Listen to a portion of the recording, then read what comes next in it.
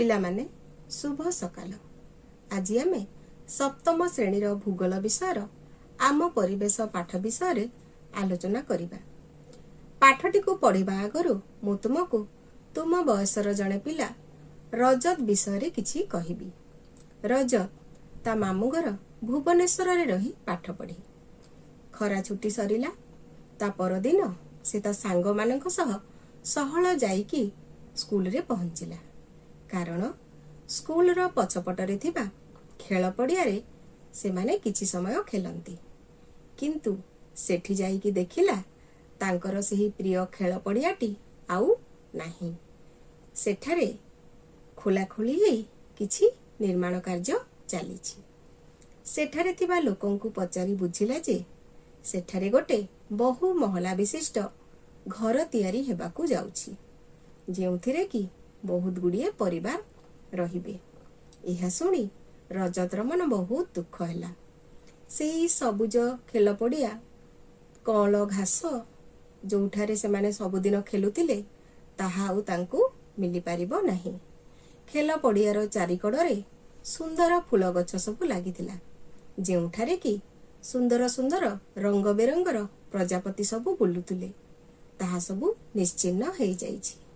ଏହି ସବୁ ଦେଖି ରଜତର ମନ ବହୁତ ଦୁଃଖ ହେଲା। ଏମିତି କଥା ହଉ ହଉ ସେ ତା ସାଙ୍ଗମାନଙ୍କ ସହ ଶ୍ରେଣୀରେ ଯାଇକି ପହଞ୍ଚିଲା। ପିଲାମାନେ, ଆଜି ଆମେ ଆମର ପ୍ରଥମ ବିଷୟ ଆମ ପରିବେଶ ବିଷୟରେ ଆଲୋଚନା କରିବା। ପାଠଟିକୁ ପଢ଼ି ସାରିଲା ପରେ ତୁମେ ସବୁ ପରିବେଶ କ'ଣ ବୁଝାଇ ପାରିବ?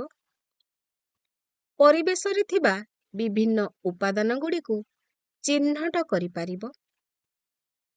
ପରିବେଶରେ ଥିବା ବିଭିନ୍ନ ଉପାଦାନ ଗୁଡ଼ିକର ବର୍ଗୀକରଣ କରିପାରିବ।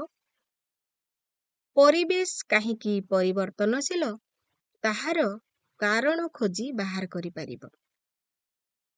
ତ ବର୍ତ୍ତମାନ ଆମେ ପରିବେଶ କ'ଣ ବୁଝିବା? କହିଲ ପିଲା, ପରିବେଶ କହିଲେ ତୁମେ ସବୁ କ'ଣ ବୁଝୁଛ? ନିଶ୍ଚିତ ଭାବରେ ଆମେ ସମସ୍ତେ ପରିବେଶ କ'ଣ ଉଣା ଅଧିକେ ଜାଣିଛୁ। ତ ଆମ ଚାରିପାଖରେ ଯାହା କିଛି ବି ରହିଛି ତାହା ହିଁ ହେଉଛି ଆମ ପରିବେଶ। ଆମ ଶ୍ରେଣୀ କୋଠରୀ କଥା ଆଲୋଚନା କରିବା। ଆମ ଶ୍ରେଣୀ କୋଠରୀରେ ବହୁତ କିଛି ଜିନିଷ ରହିଛି। ତ ଆମେ ଏଠି ଆମ ସ୍କୁଲ କୋଠା, ଶ୍ରେଣୀର ପିଲା, ଟେବୁଲ ଚେୟାର, ଖୋଲା ପଡ଼ିଆ, ରାସ୍ତା, ଅଳିଆ ଆବର୍ଜନା, ପର୍ବତ, ଝରଣା, ବୃକ୍ଷଲତା, ଜୀବଜନ୍ତୁ, କାର, ଡ୍ରେସ୍, ବହି ଇତ୍ୟାଦି ଏମିତି ଆହୁରି ଅନେକ କିଛି। ତମେମାନେ ଏହିପରି ଆହୁରି ଅନେକ ଗୁଡ଼ିଏ ଜିନିଷର ତାଲିକା କରିପାରିବ। ଏହି ସବୁ ଜିନିଷ ଗୁଡ଼ିକୁ ଆମେ ପରିବେଶର ଗୋଟିଏ ଗୋଟିଏ ଉପାଦାନ ବୋଲି କହିଥାଉ। ବର୍ତ୍ତମାନ ଆମେ ପରିବେଶର ବିଭିନ୍ନ ଉପାଦାନ ଗୁଡ଼ିକ ବିଷୟରେ ଭଲ ଭାବରେ ଜାଣିବା। ପ୍ରଥମେ ଜାଣିବା ପ୍ରାକୃତିକ ପରିବେଶ।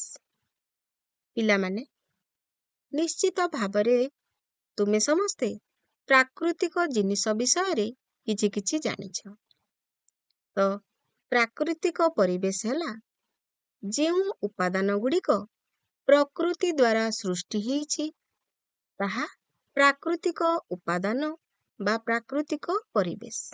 ଅର୍ଥାତ୍ ଯେଉଁ ଜିନିଷ ଗୁଡ଼ିକ ପ୍ରକୃତି ନିଜେ ସୃଷ୍ଟି କରିଛି ବା ଆପେ ଆପେ ସୃଷ୍ଟି ହେଇଛି, ଆଉ ସୃଷ୍ଟିର କେଉଁ ଅନାଦି କାଳରୁ ତାହା ଏଇ ପର୍ଯ୍ୟନ୍ତ ରହିଆସିଛି, ତାହା ସବୁ ହେଉଛି ପ୍ରାକୃତିକ ପରିବେଶର ଅନ୍ତର୍ଭୁକ୍ତ।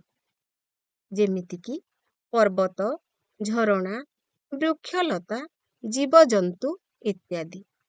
ଏହା ସାଙ୍ଗରେ ବାୟୁମଣ୍ଡଳ, ବାରିମଣ୍ଡଳ, ଅଶ୍ମମଣ୍ଡଳ, ଜୈବମଣ୍ଡଳ ଅନ୍ତର୍ଭୁକ୍ତ।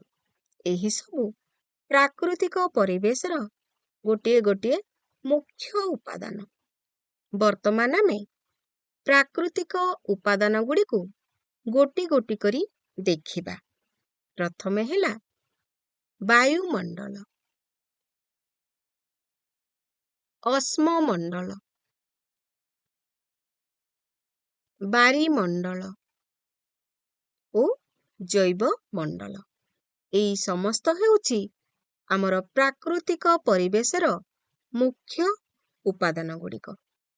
ବର୍ତ୍ତମାନ ଆମେ ବାୟୁମଣ୍ଡଳ, ବାରିମଣ୍ଡଳ, ଅଶ୍ମମଣ୍ଡଳ ଓ ଜୈବମଣ୍ଡଳ ବିଷୟରେ ବିଶେଷ ଭାବରେ ଜାଣିବା।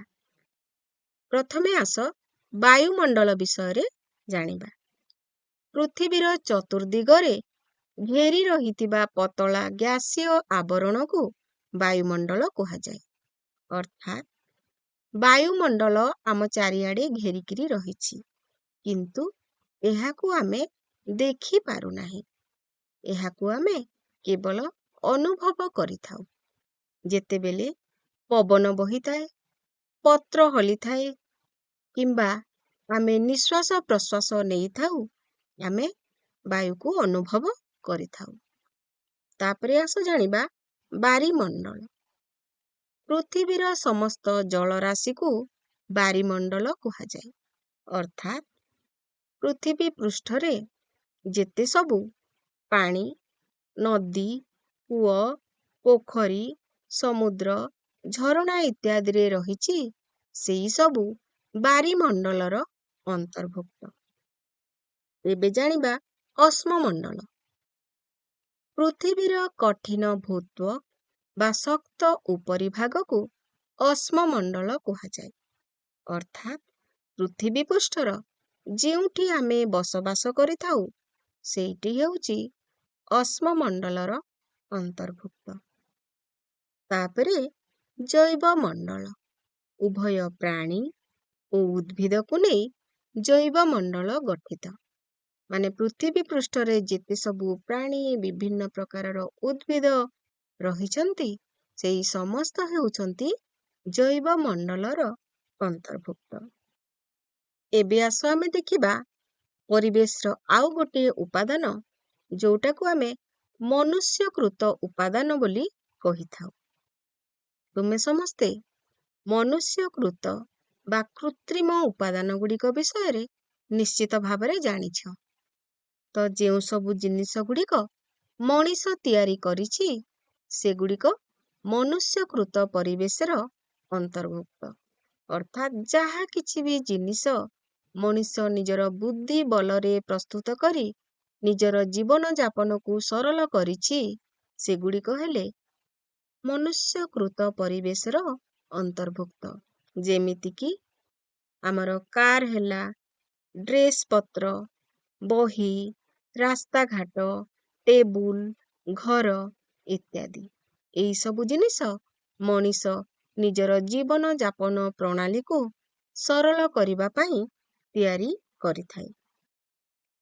ବର୍ତ୍ତମାନ ଆମେ ମନୁଷ୍ୟକୃତ ପରିବେଶର କେତୋଟି ଉଦାହରଣ ଗୁଡ଼ିକୁ ଗୋଟି ଗୋଟି କରି ଦେଖିବା। ଅଟ୍ଟାଳିକା ବା ବଡ଼ ବଡ଼ ବିଲ୍ଡିଂ ସବୁ, ପାର୍କ ଯୋଉଠି ପିଲାମାନେ ଖୁସିରେ ଖେଳିଥାନ୍ତି, ପୋଲ ନଦୀ ଉପରେ ଯାତାୟାତ ପାଇଁ ବଡ଼ ବଡ଼ ପୋଲ ସବୁ ନିର୍ମାଣ କରାଯାଇଥାଏ, ରାସ୍ତାଘାଟ, କୀର୍ତ୍ତି ଶିଳ୍ପ ଯେଉଁଥିରେ କି ବିଭିନ୍ନ କଳକାରଖାନା ଅନ୍ତର୍ଭୁକ୍ତ। ତ ଏଇ ସବୁ ହେଲା ପରିବେଶର ଅନ୍ୟ ଏକ ଉପାଦାନ, ଯୋଉଟା କି ମନୁଷ୍ୟକୃତ ବା କୃତ୍ରିମ ମଣିଷ ନିଜର ଜୀବନଯାପନ ଶୈଳୀକୁ ସରଳ ଓ ସୁନ୍ଦର କରିବା ପାଇଁ ତିଆରି କରିଥାଏ। ମନୁଷ୍ୟ ହେଉଛି ପରିବେଶର ଏକ ବିଶିଷ୍ଟ ଉପାଦାନ। ମଣିଷ ଏକ ସାମାଜିକ ପ୍ରାଣୀ। ସେ ସମାଜରେ ରହିଥାଏ। ସମାଜରେ ସେ ନିଜେ, ତାର ଚାରିଆଡ଼େ ରହିଥିବା ବିଭିନ୍ନ ପରିବାର, ବିଭିନ୍ନ ସଂଘ, ଧର୍ମ, ଶିକ୍ଷା, ଅର୍ଥନୀତି, ରାଜନୀତିକ ପରିସ୍ଥିତି ସାଙ୍ଗରେ ସମ୍ପର୍କିତ। ଏମାନଙ୍କ ସାଙ୍ଗରେ ଜଡ଼ିତ ହୋଇ ସେ ଏକ ପାରିପାର୍ଶ୍ୱିକ ପରିସ୍ଥିତି ସୃଷ୍ଟି କରିଥାଏ, ଯାହା ହିଁ ହେଉଛି ତାର ପରିବେଶ। ବର୍ତ୍ତମାନ ଆମେ ପରିବେଶର ବିଶିଷ୍ଟ ଉପାଦାନ ମନୁଷ୍ୟ, ସେ କାହା କାହା ସାଙ୍ଗରେ ସମ୍ପର୍କିତ ଦେଖିବା ଓ ଜାଣିବା। ମନୁଷ୍ୟ ନିଜେ ବ୍ୟକ୍ତି ବିଶେଷ, ନିଜର ପରିବାର, ବିଭିନ୍ନ ସଂଘ, ଶିକ୍ଷା ବ୍ୟବସ୍ଥା, ରାଜନୈତିକ ପରିସ୍ଥିତି, ଅର୍ଥନୀତି ଏବଂ ବିଭିନ୍ନ ଧର୍ମ ସାଙ୍ଗରେ ଅଙ୍ଗାଙ୍ଗୀ ଭାବରେ ଜଡ଼ିତ। ପିଲାମାନେ, ବର୍ତ୍ତମାନ ଯାଏ ଆମେ ପରିବେଶ କ'ଣ ବୁଝିଲେ, ପରିବେଶରେ ଥିବା ବିଭିନ୍ନ ଉପାଦାନ ଗୁଡ଼ିକୁ ଚିହ୍ନଟ କଲେ ଏବଂ ତା ବିଷୟରେ ଜାଣିଲେ। ବର୍ତ୍ତମାନ କହିଲ, ଆମ ପରିବେଶ ପରିବର୍ତ୍ତନଶୀଳ କାହିଁକି? ନିଶ୍ଚିତ ଭାବରେ ଆମ ପରିବେଶ ସଦା ସର୍ବଦା ପରିବର୍ତ୍ତନଶୀଳ। ଏଇଠି ସବୁବେଳେ ପରିବର୍ତ୍ତନ ଲାଗି ରହିଛି। ଯେଉଁ ପରିବେଶକୁ ଆଜି ଆମେ ଦେଖୁଛୁ, କିଛି ବର୍ଷ ପରେ ତାହା ପରିବର୍ତ୍ତିତ ହୋଇସାରିଥିବ। ଆଉ ଏଇ ସବୁ ପରିବର୍ତ୍ତନ ପାଇଁ ମଣିଷ ନିଶ୍ଚିତ ଭାବରେ ଦାୟୀ। କାହିଁକି ନା ମଣିଷର ମୁଖ୍ୟ ଆବଶ୍ୟକତା ଗୁଡ଼ିକ ହେଲା ଖାଦ୍ୟ, ବସ୍ତ୍ର ଓ ବାସଗୃହ। ଏହା ସେ ପରିବେଶରୁ ପାଇଥାଏ। ପରିବେଶ ହିଁ ଜୀବନ ଧାରଣ ନିମନ୍ତେ ମୌଳିକ ଆଧାର ଯୋଗାଇଥାଏ। ଆମ ଶ୍ୱାସକ୍ରିୟା ପାଇଁ ପବନ, ପିଇବା ପାଇଁ ପାଣି, ଖାଇବା ପାଇଁ ଖାଦ୍ୟ ଏବଂ ଘର ପାଇଁ ଭୂମି ପରିବେଶ ଯୋଗାଇଥାଏ। ମନୁଷ୍ୟ ପରିବେଶରେ ପରିବର୍ତ୍ତନ ଆଣିଥାଏ ନିଶ୍ଚିତ। ମୋଟର ଗାଡ଼ିରୁ ନିର୍ଗତ ଧୂଆଁ ବାୟୁକୁ ଦୂଷିତ କରେ। ମାଠିଆରେ ଜଳ ସଂଗ୍ରହ କରାଯାଏ। ପାତ୍ରରେ ଖାଦ୍ୟ ପରିବେଷଣ ହୁଏ ଏବଂ କଳକାରଖାନା ବସାଇବା ପାଇଁ ଭୂମି ଆବଶ୍ୟକ ହୋଇଥାଏ। ମନୁଷ୍ୟ କାର୍ ତିଆରି କରେ, ବଡ଼ ବଡ଼ କଳକାରଖାନା ଦ୍ୱାରା ଆବଶ୍ୟକ ଜିନିଷ ତିଆରି କରେ। ଜିନିଷକୁ ଧରି ରଖିବା ପାଇଁ ବିଭିନ୍ନ ପାତ୍ର ମଧ୍ୟ ପ୍ରସ୍ତୁତ କରେ। ଏହିପରି ଆହୁରି ଅନେକ କିଛି। ଏବଂ ମଣିଷର ଏହି କାର୍ଯ୍ୟକଳାପ ଦ୍ୱାରା ହିଁ ପରିବେଶ ପରିବର୍ତ୍ତିତ ହୋଇଥାଏ। ଏହା ଛଡ଼ା ନିଜର ଜୀବନ ଧାରଣ ଶୈଳୀକୁ ଅଧିକ ସହଜ ଓ ସୁନ୍ଦର କରିବା ପାଇଁ ସେ ବିଭିନ୍ନ ପ୍ରକାର କଳକାରଖାନା, ଗାଡ଼ି ମଟର, ଆସବାବପତ୍ର ଇତ୍ୟାଦି ବ୍ୟବହାର କରିଥାଏ। ଏହି ସବୁ ଜିନିଷର ପ୍ରସ୍ତୁତି ଓ ବ୍ୟବହାର ଦ୍ୱାରା ନିଶ୍ଚିତ ଭାବରେ ଆମ ପରିବେଶରେ ପରିବର୍ତ୍ତନ ହୋଇଥାଏ। ଆସ ଜାଣିବା, ଆଜି ଆମେ କ'ଣ ଶିଖିଲେ? ଆମର ପ୍ରଥମ ପ୍ରଶ୍ନ ରହିଛି, ପୃଥିବୀର ଚତୁର୍ଦିଗରେ ଘେରି ରହିଥିବା ପତଳା ଗ୍ୟାସୀୟ ଆବରଣକୁ ଡ୍ୟାସ୍ କୁହାଯାଏ? କହିଲ ଦେଖି, ତାର ଉତ୍ତରଟି କ'ଣ ହେବ? ତାର ଉତ୍ତର ହେଲା ବାୟୁମଣ୍ଡଳ। ପରବର୍ତ୍ତୀ ପ୍ରଶ୍ନଟି ହେଲା, ପୃଥିବୀର ସମସ୍ତ ଜଳରାଶିକୁ ଡ୍ୟାସ୍ କୁହାଯାଏ? କ'ଣ କୁହାଯାଏ? ଏହାର ଉତ୍ତର ହେଲା ବାରିମଣ୍ଡଳ। ପରବର୍ତ୍ତୀ ପ୍ରଶ୍ନଟି ହେଲା, ପୃଥିବୀର କଠିନ ଭୂତ୍ୱକ ବା ଶକ୍ତ ଉପରିଭାଗକୁ ଡ୍ୟାସ୍ କୁହାଯାଏ? ନିଶ୍ଚିତ ଭାବରେ ମନେ ରଖିଥିବ ତୁମେ। ଏହାର ଉତ୍ତରଟି ହେଲା ଅଶ୍ମମଣ୍ଡଳ। ପରବର୍ତ୍ତୀ ପ୍ରଶ୍ନକୁ ଯିବା। ଜୈବମଣ୍ଡଳ ହେଉଛି ଡ୍ୟାସ୍ ପ୍ରକାର ପରିବେଶର ଗୋଟିଏ ଉଦାହରଣ? କହିଲ ଦେଖି, ଏହାର ଉତ୍ତରଟି କ'ଣ? ଏହା ହେଲା ପ୍ରାକୃତିକ ପରିବେଶର ଉଦାହରଣ। ତମ ପାଇଁ ଆଉ ଗୋଟିଏ ପ୍ରଶ୍ନ। ଏକ ମନୁଷ୍ୟକୃତ ପରିବେଶର ଉଦାହରଣ ହେଉଛି ଡ୍ୟାସ୍? ଏହାର ଉତ୍ତର ତୁମ ପାଖରେ ବହୁତ ଗୁଡ଼ିଏ ରହିଛି। ଆମେ ଯାହା କିଛି ବି କହିପାରିବା, ଯେକୌଣସି ମନୁଷ୍ୟକୃତ ଜିନିଷର ଆମେ ଉଦାହରଣ ଦେଇପାରିବା। ଏହି ବହି ହେଉଛି ଗୋଟେ ମନୁଷ୍ୟକୃତ ପରିବେଶର ଉଦାହରଣ।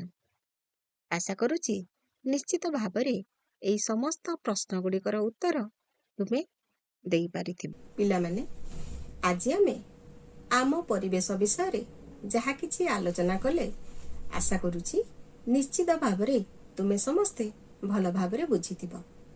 ଧନ୍ୟବାଦ।